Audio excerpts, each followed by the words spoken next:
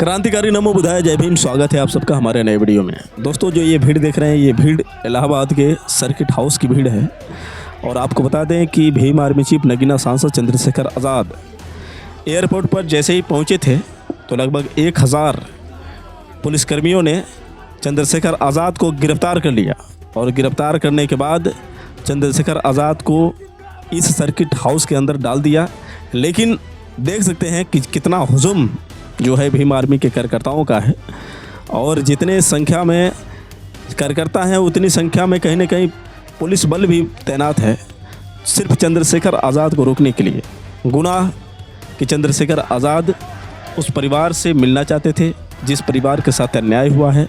कहीं ना कहीं उस नाबालिग पाल समाज की उस लड़की के साथ जिस तरह से दुष्कर्म हुआ, और इसके बावजूद भी उन्हीं के परिवार वालों की गिरफ्तारी कहीं ना कहीं चंद्रशेखर आज़ाद को अच्छी नहीं लगी। इसके बाद चंद्रशेखर आज़ाद ने योजना बनाई थी कि हम जाएंगे और उन परिवार वालों से मिलेंगे। लेकिन यहाँ पर आप देख सकते हैं कि किस तरह से उत्तर प्रदेश की पुलिस ने चंद्रशेखर आज़ाद को रोका, और रोकने के बाद ले आकर सर्किट हाउस में डाल दिया। यहाँ से निकलने की लगातार चंद्रशेखर आज़ाद कोशिश कर रहे थे, लेकिन फिर भी पुलिस वाले उन्हें निकलने नहीं दे रहे थे। तो दोस्तों, यहाँ से साफ पता चलता है कि कहीं ना कहीं चंद्रशेखर आज़ाद को टारगेट किया जा रहा है। चंद्रशेखर आज़ाद को किसी न किसी कीमत पर आगे बढ़ने से रोका जा रहा है, क्योंकि सांसद हैं और इनका पूरा अधिकार है कि किसी भी जनता की सेवा के लिए हमेशा तत्पर रहें, क्योंकि जनता ने इन्हें वोट दिया है और कहीं ना कहीं उन्हें संसद तक पहुंचाया है। तो बहुत सारी उम्मीदें होती हैं, क्योंकि कोई भी वोट देता है तो अपनी सुरक्षा के लिए, नेताओं को विकास के लिए वोट देता है। और इसलिए वोट देता है कि चाहे सुख हो चाहे दुख हो, मेरा लीडर मेरे साथ हमेशा खड़ा रहे। क्योंकि चंद्रशेखर आज़ाद को वहाँ पर उन्होंने अपील किया था, जो परिजन हैं, और परिजनों ने ये कहा था कि किसी भी कीमत पर चंद्रशेखर आज़ाद से हम मिलना चाहते हैं। और उनकी पुकार सुनकर चंद्रशेखर आज़ाद ने कहीं ना कहीं कोशिश किया कि मुझे उस परिवार से मिलना है, चाहे कुछ भी हो जाए। लेकिन जैसे ही कहीं ना कहीं प्रशासन को ये खबर मिली, उत्तर प्रदेश सरकार, योगी सरकार को ये खबर मिली, तो योगी सरकार के निर्देशानुसार वहाँ पर तमाम पुलिसकर्मी जो थे चंद्रशेखर आज़ाद को रोक लिए। एयरपोर्ट से पहले ही चंद्रशेखर आज़ाद को जाने नहीं दिया गया। फिर उसके बाद यहाँ पर सर्किट हाउस में उनको कैद कर लिया गया। और देख सकते हैं कि किस तरह से लगातार वार्तालाप कर रहे थे चंद्रशेखर आज़ाद उस दौरान, लेकिन फिर भी पुलिस वाले उनको छोड़ नहीं रहे थे। और बार बार चंद्रशेखर आज़ाद ने ये अपील किया कि अगर हम चाहेंगे तो कोई हमें रोक नहीं सकता है, लेकिन हम बाबा साहब डॉक्टर भीमराव अम्बेडकर को मानने वाले हैं, हम बाबा साहब डॉक्टर भीमराव अम्बेडकर के संविधान पर चलने वाले हैं। इसलिए हम संवैधानिक तरीके से हम बातचीत करना चाहते हैं, पुलिस से बातचीत करना चाहते हैं। और इसीलिए हम पुलिस से इजाज़त ले रहे हैं कि वो मुझे जाने दें। उनका ये भी कहना था कि पुलिस अगर भरोसा नहीं कर रही है तो मुझे अकेले जाने दिया जाए, मेरे साथ पुलिस चले। लेकिन मैं कहीं ना कहीं उन परिजनों से मिलना चाहता हूँ। इसके बावजूद भी कहीं ना कहीं सरकार का जो दबाव पुलिसों पर साफ तौर से देखने को मिला, वो लाख चाहे इसके बावजूद भी पुलिसकर्मी कहीं ना कहीं चंद्रशेखर आज़ाद को छोड़ने के लिए राज़ी नहीं थे। और यहाँ पर देख सकते हैं कि तमाम पुलिस फोर्स कॉल पर कॉल लगा रही है। तो इसका मतलब ये है कि कहीं ना कहीं ऊपर से आदेश जो लगातार आ रहा है, और उत्तर प्रदेश योगी सरकार द्वारा ये आदेश कि किसी भी कीमत पर चंद्रशेखर आज़ाद को जाने नहीं देना है। क्योंकि दोस्तों, जिस तरह से चंद्रशेखर आज़ाद की भारत में लोकप्रियता बढ़ती जा रही है, उससे कहीं ना कहीं चिंता तो योगी सरकार को बनी चुकी है कि अगर इसी तरह से लोकप्रियता चंद्रशेखर आज़ाद की आगे रही तो फिर वो दिन दूर नहीं जब योगी की कुर्सी छिन जाए और चंद्रशेखर आज़ाद को वो कुर्सी मिले। क्योंकि चंद्रशेखर आज़ाद को आज लगभग कई करोड़ की संख्या में उनको जानने वाले हैं। एक आवाज़ पर चंद्रशेखर आज़ाद के लिए करोड़ों की भीड़ जमा हो जाती है। और जो ये लोकप्रियता है कहीं ना कहीं चंद्रशेखर आज़ाद की, तो ये कहीं ना कहीं योगी सरकार और तमाम भाजपा के लिए चिंता का विषय बन चुकी है। और आपको मैं बता दूं कि इससे पहले ये बीजेपी लगातार चंद्रशेखर आज़ाद के साथ एक से बढ़कर एक गेम खेल रही है, क्योंकि भाजपा कतई नहीं चाहती है कि चंद्रशेखर आज़ाद का जो रुतबा है वो बना रहे, और एक से बढ़कर एक दांव पेंच लगा रही है। कभी रोहिणी घावरी को मोहरा बनाकर चंद्रशेखर आज़ाद को टारगेट करना, चंद्रशेखर आज़ाद को बार बार बदनाम करने की कोशिश करना, लेकिन फिर भी चंद्रशेखर आज़ाद वो शेर हैं जो कभी हिम्मत नहीं हारते और न ही मुश्किलों से डरते हैं।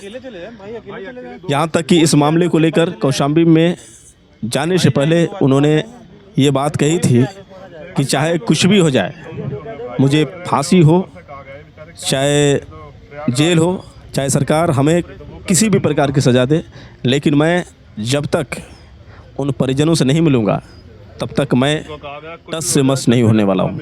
थोड़ा सा आप उनका लाइव देखिए, जो लाइव आए थे और उस लाइव में आकर उन्होंने क्या कहा था, पहले आप उस लाइव को देखिए।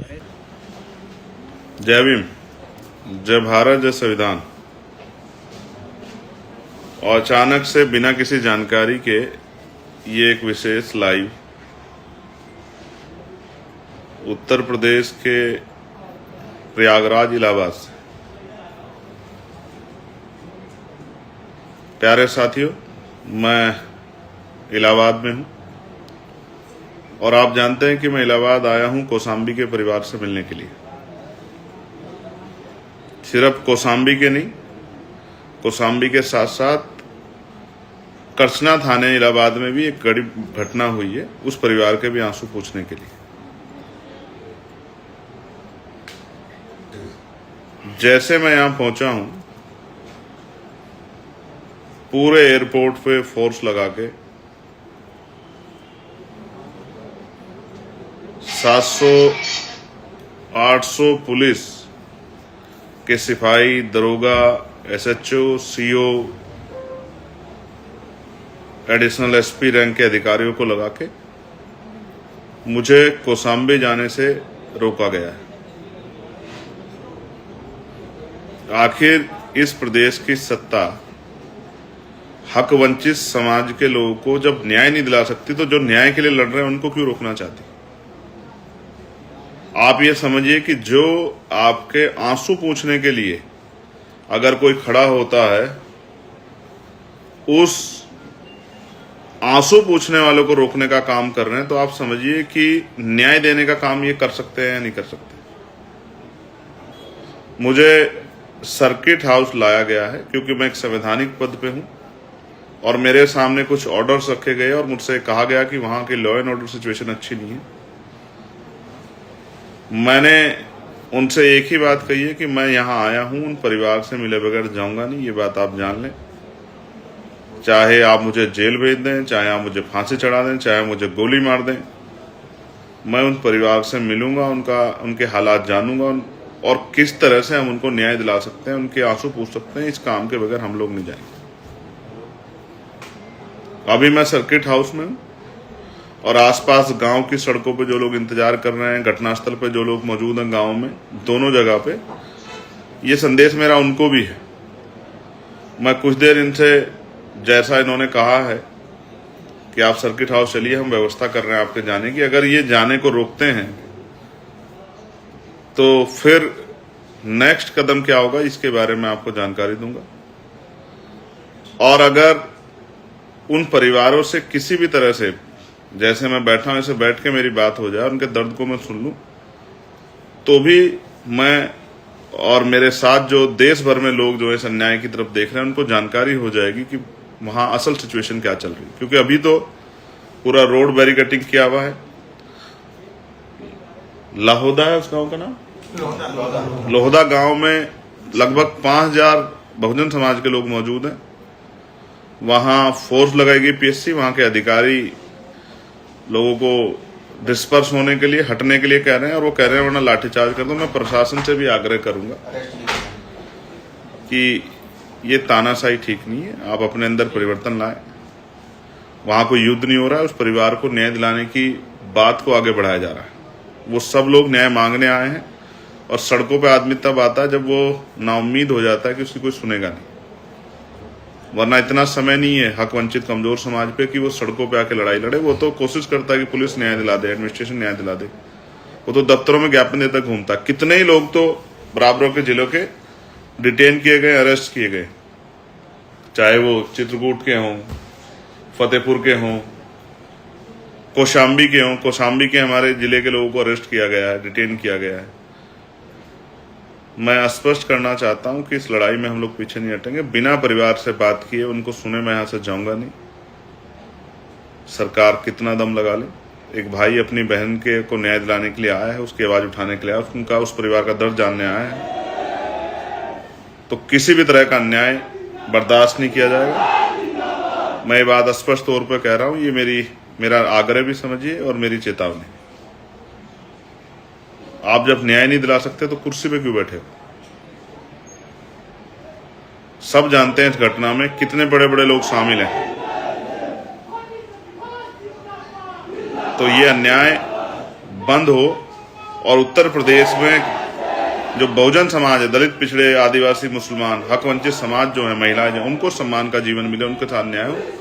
इसलिए लड़ाई जारी रहेगी। मैं समय समय पे आपको, क्योंकि ये कोई मीडिया का चैनल तो नहीं दिखाएगा आपको,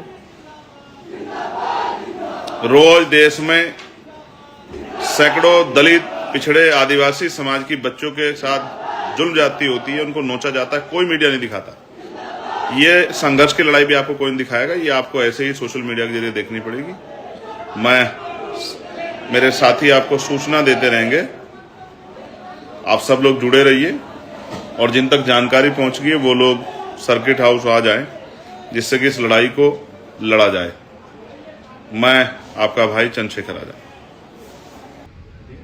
तो दोस्तों, आपने जो ये लाइव देखा, ये लाइव चंद्रशेखर आज़ाद जब पुलिस वालों ने एयरपोर्ट से उनको अरेस्ट किया था और ले आकर यहाँ पर सर्किट हाउस में डाला था, तब चंद्रशेखर आज़ाद लाइव आए थे और उन्होंने कहा था कि अभी जो पुलिस वालों ने कहा कि आपकी व्यवस्था करनी है हमको, फिर उसके बाद आपको हम जाने देंगे। लेकिन देख सकते हैं दोस्तों कि पुलिस वाले अपने किए वादे पर खरे नहीं उतरे और यहाँ पर चंद्रशेखर आज़ाद को घेर दिया।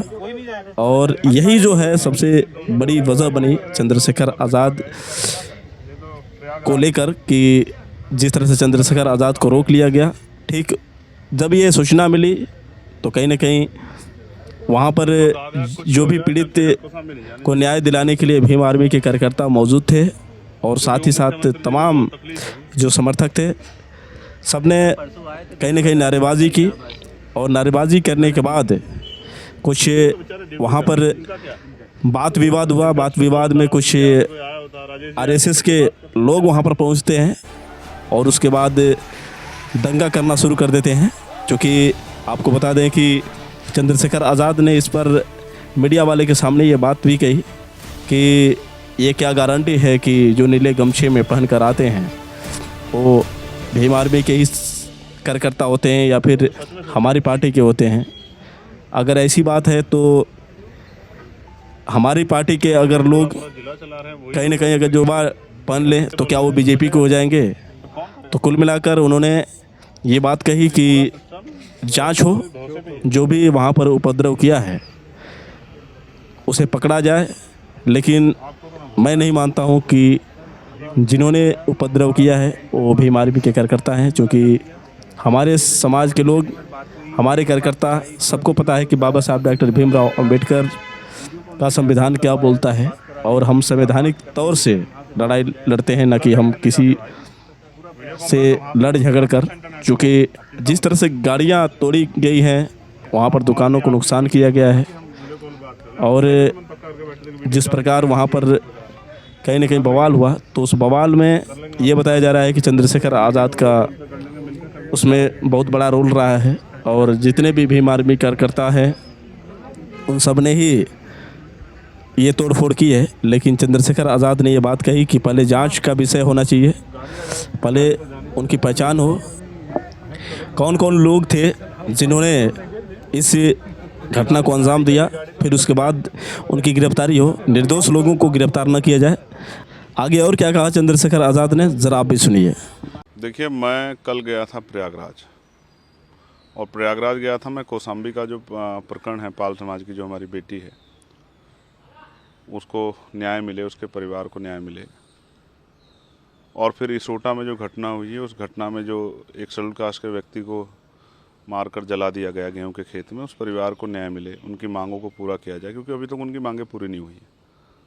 लेकिन मुझे पुलिस ने गुमराह करके, या ये कहिए कि मैंने उन पर भरोसा किया और उन्होंने मुझे इलाहाबाद सर्किट हाउस में रखा गया और मुझसे कहा कि अब कुछ देर में हम व्यवस्था करा के आपको वहाँ भेज देंगे। समय बीतता गया, मैं वहीं धरने बैठा रहा। अब थोड़ी देर में फिर ये हुआ कि मैंने कहा कि मैं अकेला आदमी जाना चाहता हूँ, आप अपनी गाड़ी के साथ ले जाओ, मुझे कोई दिक्कत नहीं, मैं वहाँ से चल के यहाँ आया हूँ। परिवार भी चाहता है, परिवार से आम लोगों की बात हुई, उन्होंने भी कहा कि भाई को एक बार आके यहाँ मेरी बेटी की हालत देखनी चाहिए, हमारी हालत देखनी चाहिए। दोनों परिवारों की यही मांग थी, लेकिन पुलिस ने ना जाने क्यों जो है, किसके दबाव मुझे जाने नहीं दिया। अंत जो है, मैंने कहा कि अगर मुझे नहीं ले जा रहे तो उन परिवारों को यहाँ बुला दो।